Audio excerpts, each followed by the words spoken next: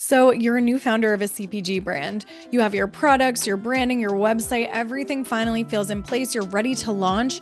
And then you immediately start hearing the words and feeling the pressure of, you need influencers, you should be gifting, let's get your product in the hands of creators.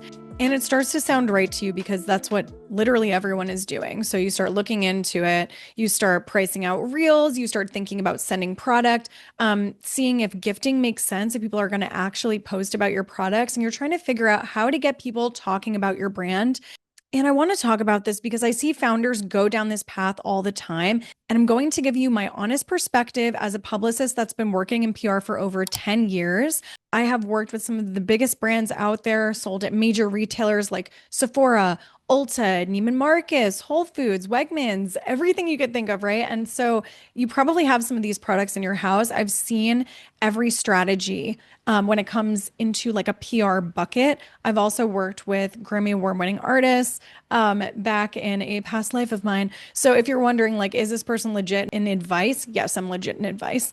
So before I get into, is it worth it to gift and work with creators and the social media path?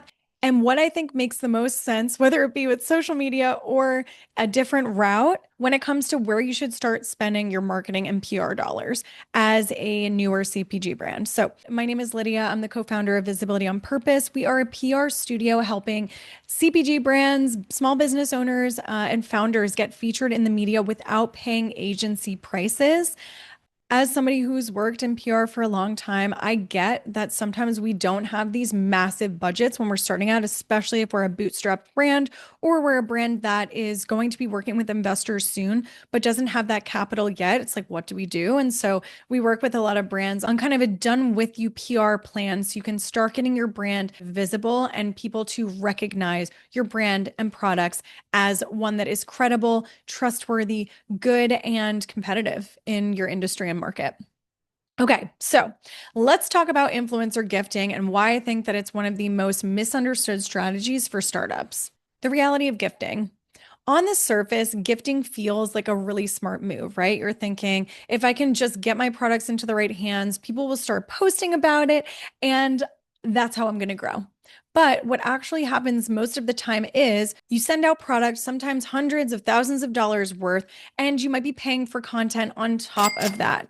And you're hoping that it leads to sales, awareness, and traction. And sometimes you'll get a post, sometimes you won't. This is when I'm talking about like organic gifting, meaning like you're just sending product and you're not paying anything yet. Sometimes it performs okay. Sometimes it completely flops. You really don't know. It's really a toss up. Are they going to post about it? And 90% of the times, if they do post about it, it's just in a story post, and that's a 24-hour situation.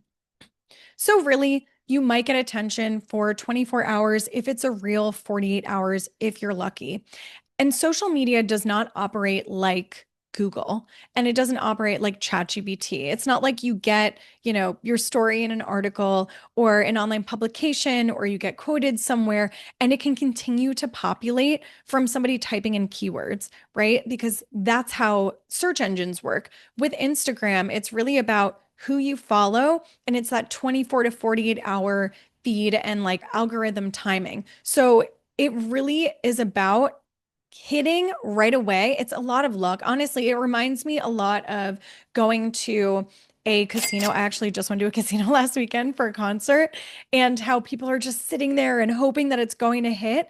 And sometimes it does, and most of the time it doesn't. And so we really want to think about, like, if we have the budget, does it make sense to put our dollars there? Or as a startup, does it make more sense to put our dollars in places where things are really working for us behind the scenes? So that was mainly us talking about gifting. Now let's think about the cost of a single reel. A few $100s on the lower end, a few $1,000s in the mid tier, and significantly more for larger names. We're talking about like the Alex Earls, right? That's a lot of money for something that can disappear in a day or two, especially if your brand isn't fully dialed in yet. Because here's the truth: if your social media presence isn't strong, your message isn't clear, or your content isn't converting, throwing influencer dollars at something isn't going to fix that. You really need to have things working behind the scenes for this to work. Brands that I think have done the social media strategy well are brands like Poppy, for example. But the Poppy founder figured out how to work the system essentially. She built in public, which is something that is really cool. If you're doing like a social media campaign, building in public essentially means that before the brand launches, you build up a lot of followers from creating a lot of content. But then you have to remember that social media is a content game, meaning you need to be posting a lot and it needs to be good because it needs to perform. And so if you're a brand like Poppy and you have the engine behind it and you can really post like that, and then when the brand actually launches, you start working with influencers and you really kind of do this like slow drip of a long-term, short-term social media campaign, if you will, it can work, right? It can work. But not all of us have the means to have a really good strategy or understand social media. It's a lot of luck with the algorithm.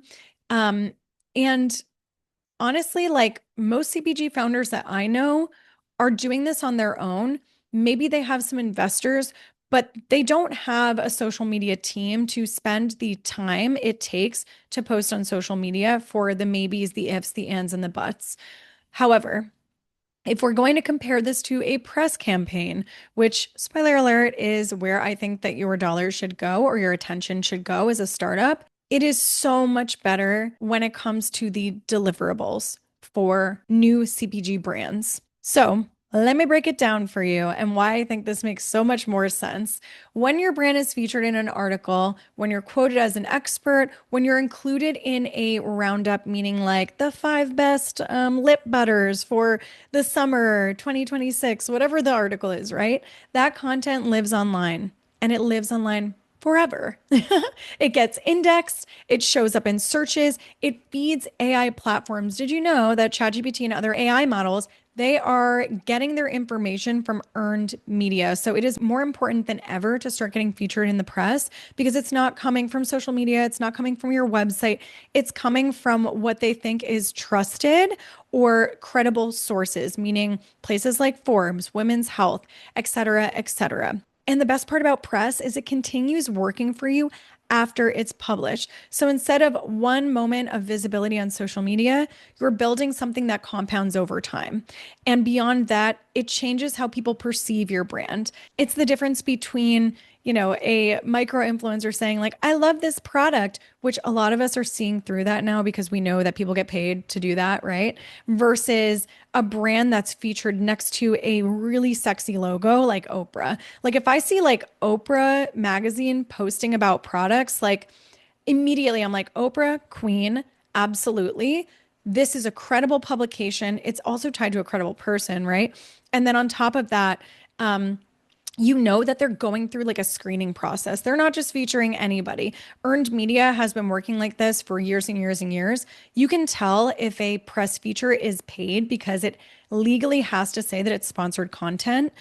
So look out for that at the top. But 99% of like what you see in magazines is organic, meaning that they had to go through a screening process. Somebody had to say yes, and then it had to go to the top editorial team to say yes for that brand or product to get featured. I kind of think about social media as like the wild, wild west, meaning that it's not regulated. Pricing can be all over the place. Results can be all over the place, and you really don't know what you're going to get. So it's very much giving casino. It's very much giving casino. And if you're a new brand and you have very slim resources, or you're really looking to get like the most for your money, PR builds credibility. Traditional PR, not like influencer PR. Traditional PR is like getting yourself in magazines, or I would call like podcast interviews traditional PR at this point. Now, especially at the early stages, this credibility is going to move the needle. It can also be used for lots of other things. So if you get featured in Oprah magazine, let's keep using that example, you can use that in your marketing and say like Oprah featured products. You can use that in your newsletter. You can use that to investors when you go and pitch your brand. You can say like, yeah, we've gotten a lot of traction recently. We've been featured in Oprah, Forbes, X, Y, and Z. And so that kind of credibility is really going to move the needle because it signals trust. We know that brands that are exceptional get these kinds of features, right? Like we know that this is how the features happen, and therefore we are immediately going to trust. Like you can even use this on your social media. Speaking of social media, so say you get featured in Oprah magazine, and then you post about it. That can cause a consumer to convert to a paying customer because they're like, oh my God, I love Oprah. You know what? I've been creeping for a while. Yes, please. And so we really want to think about these things that are going to move the needle, the credibility, the SEO benefits. And so when we're getting featured in magazines, speaking of SEO, it feeds and signals to Google that you are a trusted brand, and therefore it's going to populate more. So if somebody types in to ChatGPT or they type into Google like the top best yada yada yadas, let's say top best olive oils, your brand will likely come up. Also, the publications that you've been featured in about your category. So say you were featured in a product roundup about the best olive oils, that's going to come up and you're going to be seen as competitive. We like to think about this as actually like earning the market share in your industry.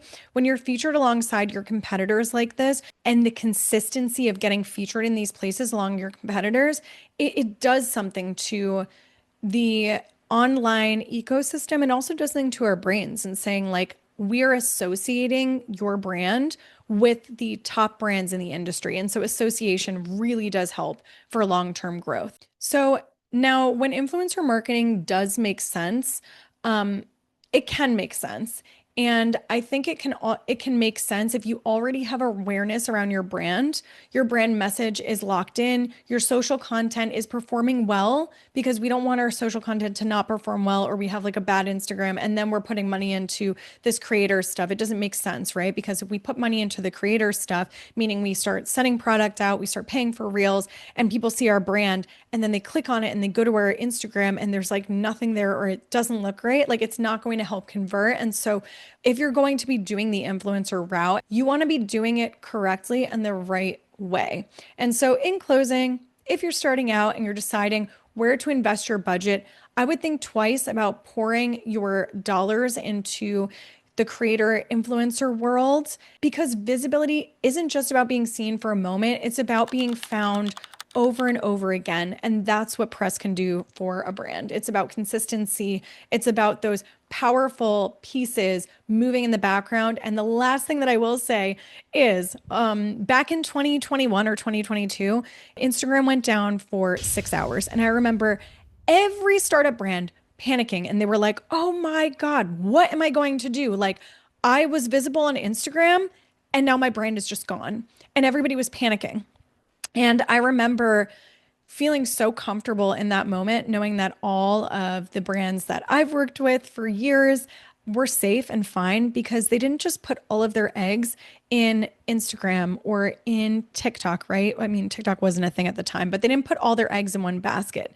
They worked with many publications and got themselves featured all over the place. So really, they put all of their eggs in many, it was like diversification, essentially. They diversified their visibility strategy where, you know, if Forbes, God forbid, went down for 6 hours, it would be fine because they're on Oprah and Women's Health and The Skim and the Newsette and all these different places. And so we really want to think about like, when it comes to brand visibility and expanding and growing in awareness, how can we diversify in the best, smartest way where many audiences can find us and be invited into our brand and our space. So therefore we can have a brand that isn't going to survive in the short term, but is going to survive in the long term. Okay. So mic drop. If you have any questions about social media and influencer versus traditional PR, please comment below. I love answering these questions.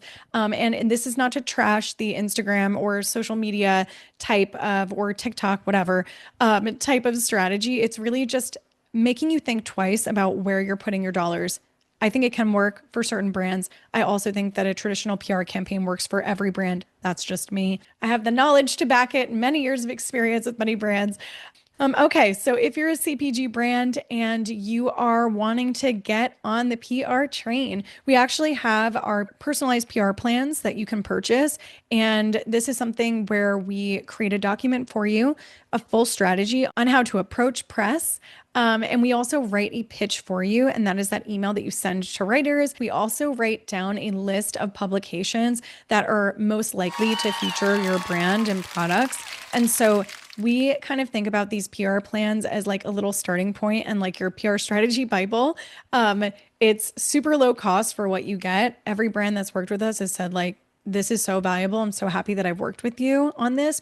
So I'll link that below. And before we get off today, like, subscribe, and comment. Please, please, please. That helps these videos perform and it helps us create content for you every single week.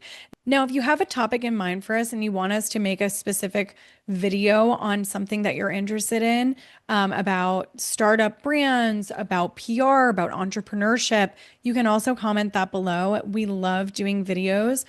Most of our videos are actually inspired by our clients asking us specific questions. So if you have a specific question, you're like, this is the video we need next, let us know, and we're more than happy to make it for you. All right, see you next week.